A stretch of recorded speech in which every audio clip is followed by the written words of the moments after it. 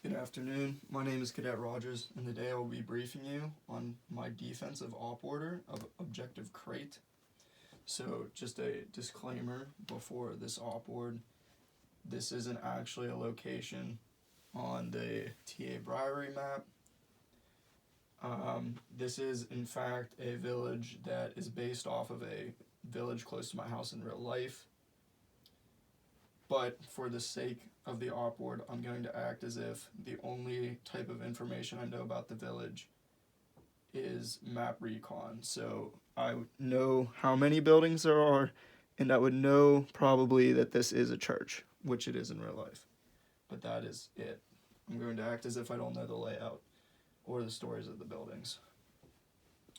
And also, the roads are labeled or numbered rather than labeled by the real names. As well. So just to jump right into it,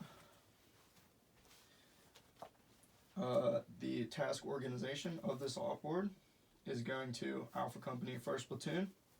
The situation is elements of Ariana forces are conducting operations within AO Wolverine.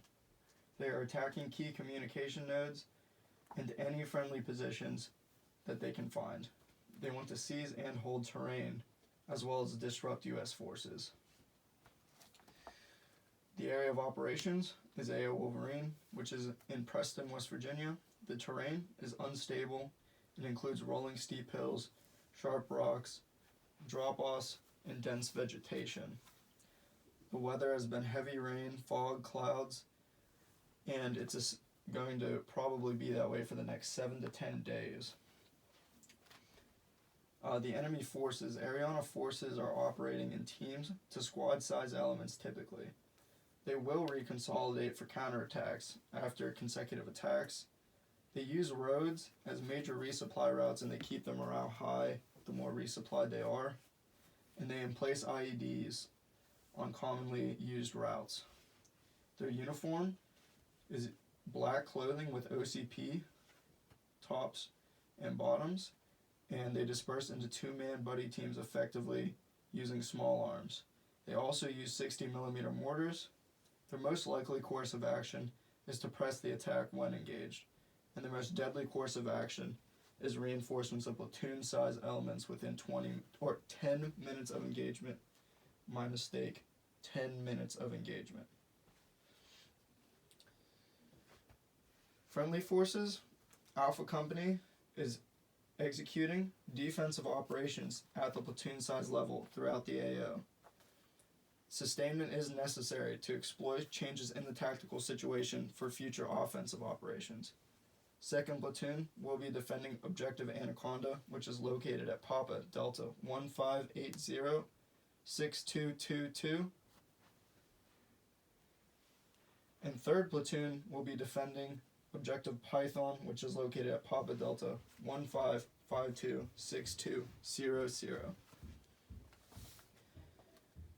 Civil considerations. Civilians are displaced due to Ariana forces. Civilians are constantly influenced by enemy propaganda, but they are not known to associate with the enemy. The mission is that Alpha Company 1st Platoon will conduct a perimeter defense of Objective Crate from 9:30 until 1800 hours on the 8th of April 2020, eliminating enemy forces in the AO and setting conditions for future offensive operations. Execution. The commander's intent is to protect civilian population and infrastructure, to build popular support for U.S. forces. U.S. forces must degrade Ariana forces and influence in the AO to return it to governmental control. The key tasks are to kill or capture Ariana forces and hold key and decisive terrain in AO Wolverine. Pressure, or my mistake, it's to preserve a minimum of 80% of friendly forces for follow-on operations, and the end state is the degradation of Ariana forces within AO Wolverine. The concept of operations. Alpha Company 1st Platoon will defend Objective Crate, preventing Ariana forces from recapturing communication nodes and bases of influence within the AO. The scheme and maneuver: 1st Platoon will establish a perimeter defense of Objective Crate, which is located at Papa Delta 1633-6195. I repeat, Papa Delta 1633-6195. No later than the 8th of April 2020 at 0930 hours, allowing for continued communications of friendly forces in the AO. Afterwards, they will reconvene at AA Tiger Shark to prepare for future offensive operations. Task to subordinate units: Assault 1 will be responsible for clearing buildings 4 and 5 as well as setting defenses. Assault 2 will be responsible for clearing buildings 1, 2, 3, and the church and setting defenses. The security squad will occupy buildings 1 and the church and secure the bridge on Road 2, located on the western side of Road 2. And the weapons squad will provide strong points from buildings 4 and 5, outlooking on roads 1 and 2 respectively. And to elaborate on this, we will be coming from the southwest, and we will set up an ORP about 250 meters out from building 1. It's hard to scale this map, and it looks a little messy, but I'll break it down piece by piece. Once we've set up an ORP here, and I've already conducted a leader's recon on the ORP, and we've occupied it, assuming that that ORP works. Once we set up that ORP, Assault 1, which is represented by these 2 knights, and Weapons Squad will make up one element of the attack.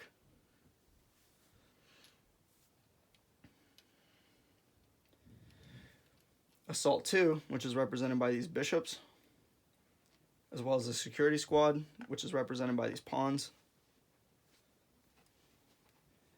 as well as myself and the PSG, will make up the second element of this attack. We will have to clear buildings, therefore I recommend squad leaders to conduct rehearsals involving clearing buildings of multiple stories and providing accurate sectors of fire. They also need to make sure they have all their equipment ready to go and that they have positive ID before they're good to fire, since it is an urban environment and we don't know who's here. So the plan of attack is to simultaneously have Assault 2 take buildings 1, and then the church. And after my leader's recon from the ORP, we'll hopefully know the structure of these buildings, how many stories they are, if they're pavilions, if they're houses, how cramped the combat might be inside, or how many people might be inside, if any. As well as, and while they're clearing that, Assault 1 will be clearing Building 5. Then, Weapon Squad will move up to Building 5, and Security will move up to Building 1.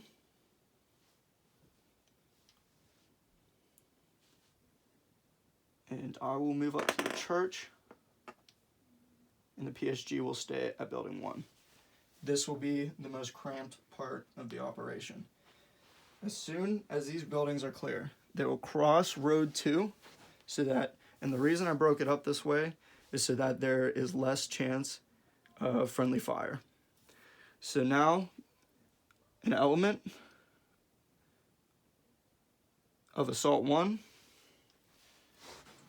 will clear Building 4, and both elements of Assault 2 will clear Buildings 3 and 2 respectively, while a team from the security squad will occupy the church with me.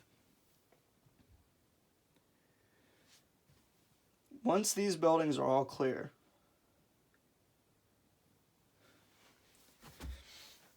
there are multiple things that are going to happen. They're going to be setting up sectors of fire, which are represented by these black lines, dashed lines. So this gun team will take a sector of fire outlooking Road 1, and then the south of Building 5, and they'll be with a fire team from Assault 1. Another fire team from Assault 1 will be looking north from Building 4, and the second gun team will move across and set up to look east from Road 2.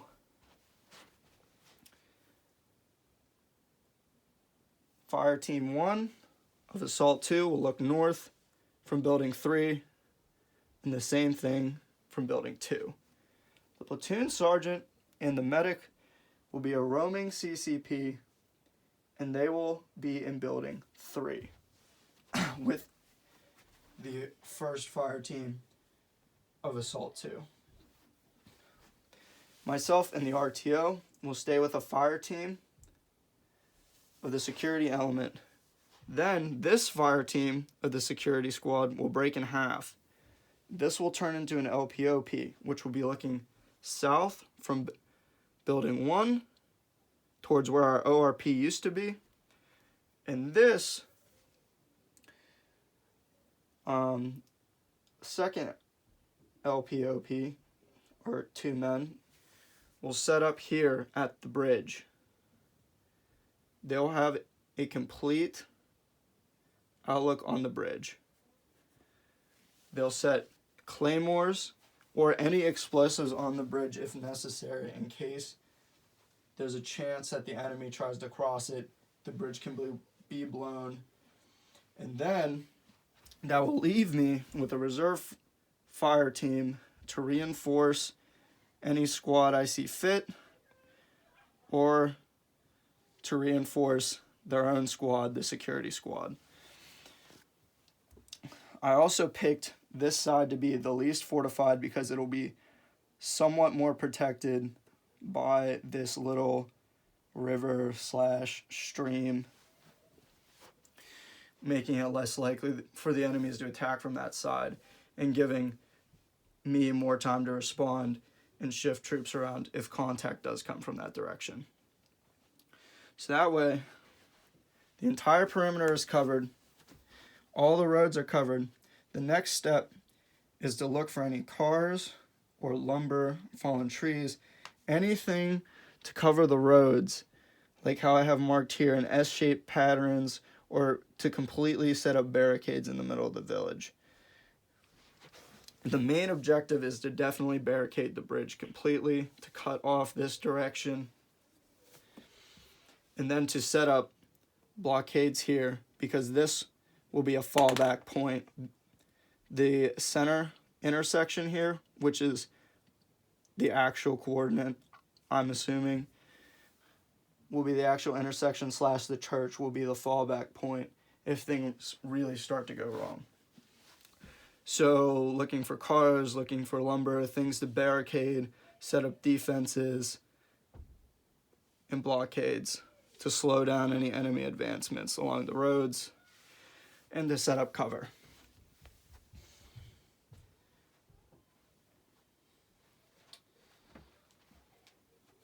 We'll then occupy this village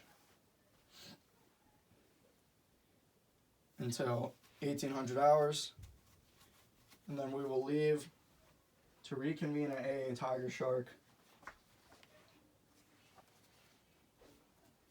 and prepare for offensive operations.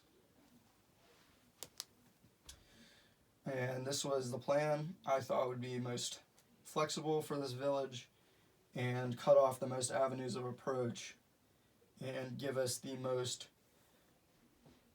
chance of having time to respond in situations And they also have IDF capabilities, and that's why, as well as heavy rain, that's why I'm trying to have as many people as possible inside the buildings, and also having fallback points in case IDF gets too bad to handle in the buildings.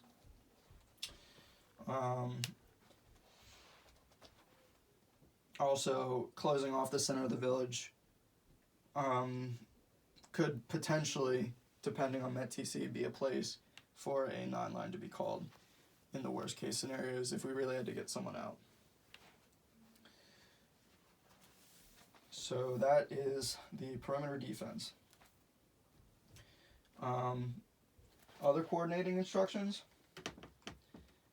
Uniforms will be ACUs, flicks, ACHs, iPros, gloves, water sources, and Ranger handbooks. Timeline, no later than 8th of April 2020 at 0730 hours will be step off. No later than 0930 hours on April 2020 will be the perimeter defense being completely set. And no later than the 8th of April 2020 at 1800 will be us preparing for follow-on missions and leaving the objective crate.